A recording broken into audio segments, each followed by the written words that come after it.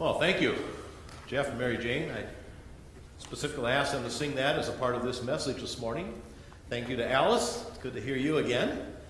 And thank Nancy, but she's already on the road to get a plane to Rapid City, I think. She was here last night, so she heard the sermon last night, so she's not getting out of it. For those who are visiting today, we're in the middle of a series of sermons called 12 Who Dared. 12 people who dared to follow Jesus. Not just his 12 disciples, but other people as well. Men, women, people who never knew him. And today we're going to talk about this woman at the well, one of my favorite stories of the Scripture. A story that's familiar to, I'm sure, all of you. So I won't take a whole lot of time to go into the background, but just to reacquaint you with the story. Jesus and his disciples have been in Jerusalem, and they're now heading back home, up to the Galilee. There's two paths that they can take. They can go down from Jerusalem all the way down into the Jordan River Valley to Jericho. They can cross the Jordan River, go up the east side of the river, and then they cross back over the river and then up into the Galilee. That was one pathway, and most people took that pathway if they were going from Jerusalem to the Galilee or back the other way. Because the other way to go was to go the short way, but it was up through the Central Highlands, and it was through the territory of the Samaritans. And many of the Jews would not walk that way because they did not want to go through the territory of the Samaritans. Because Samaritans were hated by the Jews. Samaritans, just again, a little brief background on who the Samaritans were. When the Assyrians conquered the southern kingdom, they took many of the Judeans of the southern kingdom into exile, but they left several behind, and then they brought some of their own people in to mix with them. That was the way they would deal with conquering a territory. So the Samaritans were kind of a mixed race of people who still clung to many of the roots of their faith as far as being Jewish, and yet they'd incorporate other things into that faith. They worshipped on a mountain called Mount Gerizim. As a side note, to this very day, there are still Samaritans. There's only a handful of them left. And they still, once a year, go up to Mount Gerizim and they sacrifice on that mountain. But that was their holy mountain. Because they were different, the Jews would have nothing to do with them. But for whatever reason, Jesus and his 12 decided now to go back to Galilee and go through the territory of the Samaritans. This story takes place near a city called Sychar. Today it's called Nablus, if you hear about Nablus in the news. And in the city of Nablus, you can visit a church where in the basement you will be shown a well that is called Jacob's Well. And it's purported to be the well that this story takes place around. And it may very well be, because there aren't many places you can find wells in that part of the world. So anyway, Jesus is there and his disciples have gone into town. I think it's important that right before where Nancy began, it says that it was noon. It was noon. And the disciples have gone into town to find some food, and Jesus stays back near the well when this woman comes. Now it's strange that she's coming at noon. I'll try to come back to that a little later. But when she comes, Jesus does something very inappropriate. He talks to her. And he asks her for some water. Then they have this conversation, which we'll get to in a little bit. And then at the end of the part that Nancy didn't finish, it says that this woman goes back to her home. She tells other people of Sychar about this experience she's had with Jesus and invites them to come and see for themselves. At the same time, the disciples have come out and they notice that he's been talking to a woman and they can't understand that. Why would Jesus be doing that? And they offer him some food and water, and he said, no, I don't need anything. I have food that you don't need to know about. Anyway, so that's kind of the background of the story. I've entitled this particular sermon in this series, First Century Bad Girl. Now, I think we've already, in the past, looking at several other people, have realized that sometimes we label people in scriptures based upon tradition more than on what the scriptures say. In this case, it's kind of hard. I was with Barb and I went down to see our granddaughter play soccer on Friday, and her other grandparents were there, and Bill's a professor at Bethel University. Actually, he's professor emeritus now because he's retired. And whenever we meet, he always says, okay, what are you preaching on, preacher, this Sunday? And I said, well, I'm going to preach on the woman at the well. I said, I said, I'm calling the sermon First Century Bad Girl. And immediately he said, how do you know she was a bad girl? What proof do you have that she was a bad girl? Doesn't say she was a bad girl. Doesn't say she was an immoral person. And yet if you read any of the commentaries about this person, you'll find that the commentators will say, well, she was immoral. We base that on a couple of facts from the story.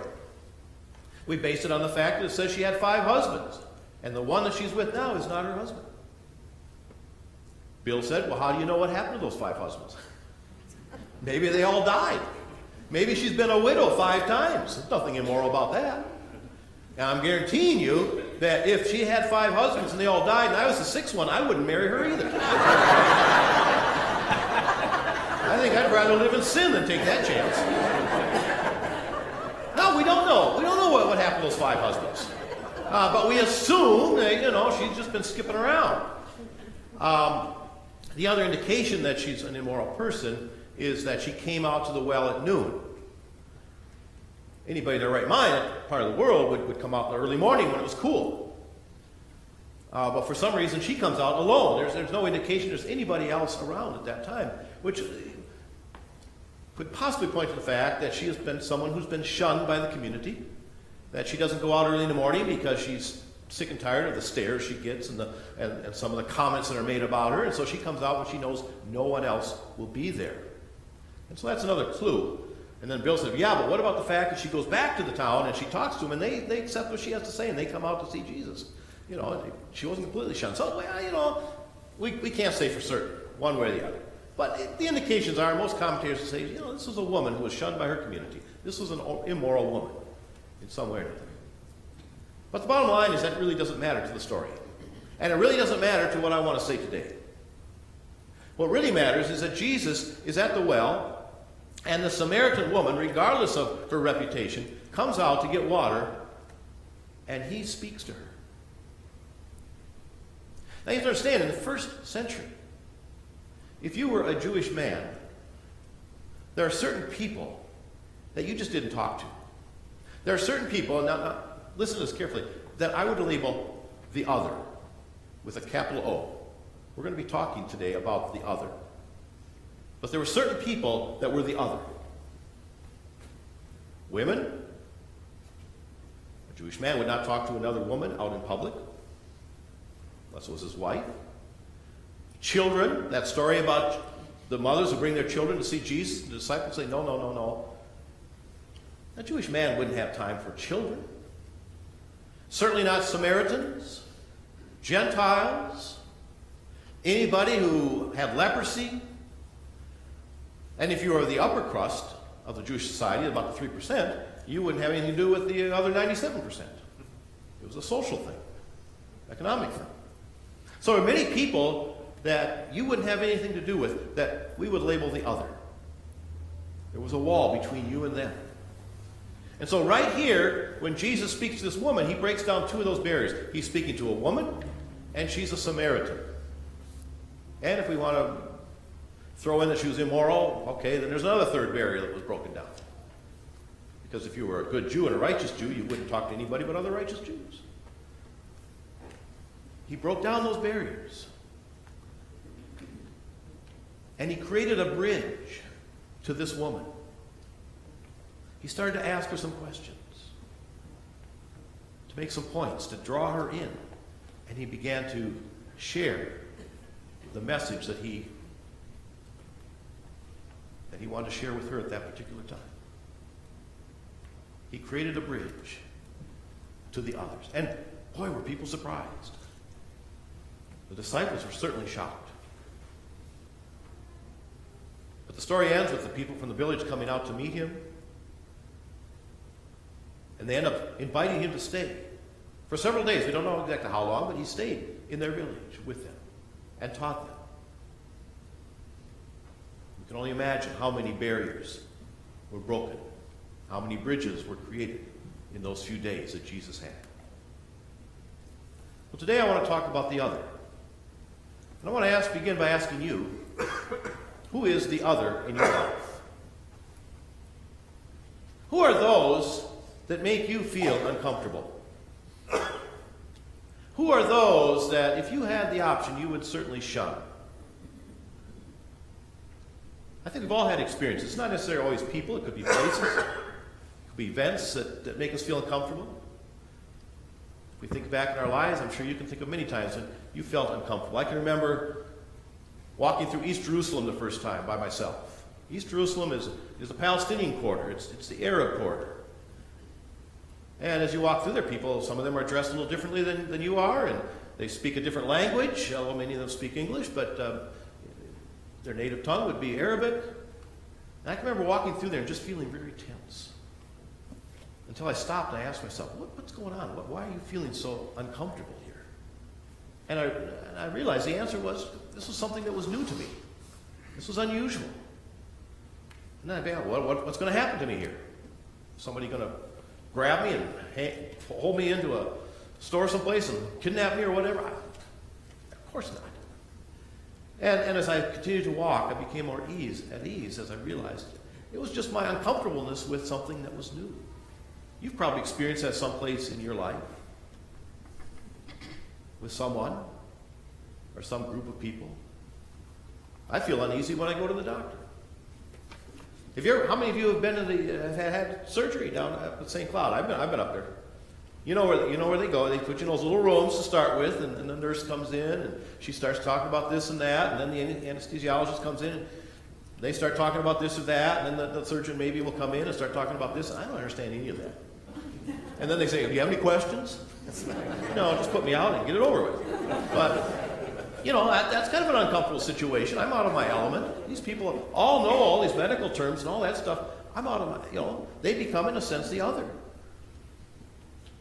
So there's many instances where we might find ourselves uncomfortable in a certain situation or with certain people. So who are those people that you can think of that would make you feel uncomfortable? Maybe the first time you went to St. Cloud and ran into several Somali women at the grocery store, all speaking a foreign language, dressed in a foreign garb. If you make frequent trips to St. Cloud, you've probably gotten to the point where that becomes very common, but the first few times it's like, I don't know, who are these people? Or you go to Wilmer and go to the mall, and there's a group of young Hispanic boys walking around. You say, maybe I should walk on the other side here. I don't know about them. Who are the others in your life? Maybe it's some young person with their hair spiked up and tattoos down both arms. Seems kind of foreign to me. I don't know. Maybe I want to kind of shy away from that person.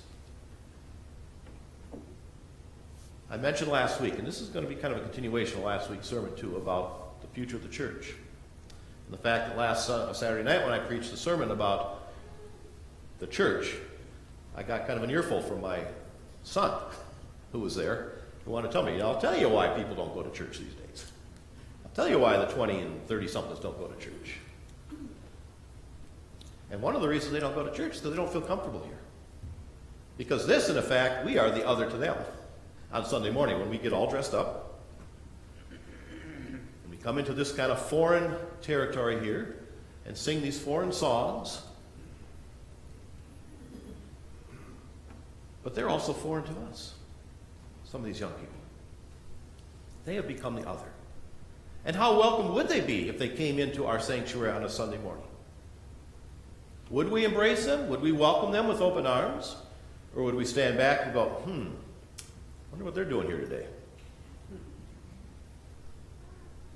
Should I or shouldn't I? Well, the fact is we don't have to worry about that here at Grace Church because not many of them are going to come here. As I said last week, if we think we just open the doors on Sunday morning and people are going to come, we're greatly mistaken. What we need to understand is that we need to do and follow the example of Jesus, what Jesus did. And that is he created bridges. He reached out to people. He didn't wait for this woman to say anything to him because she wasn't going to say anything to him. He reached out to her first. What we need to be doing and thinking about as a church is how do we create bridges to reach those others who are out there, who may be a bit foreign to us. And maybe this setting isn't going to be the appropriate setting in which to minister to them. Because so often people say, well, if they just come on Sunday morning, there's got to be other ways. How do we reach out?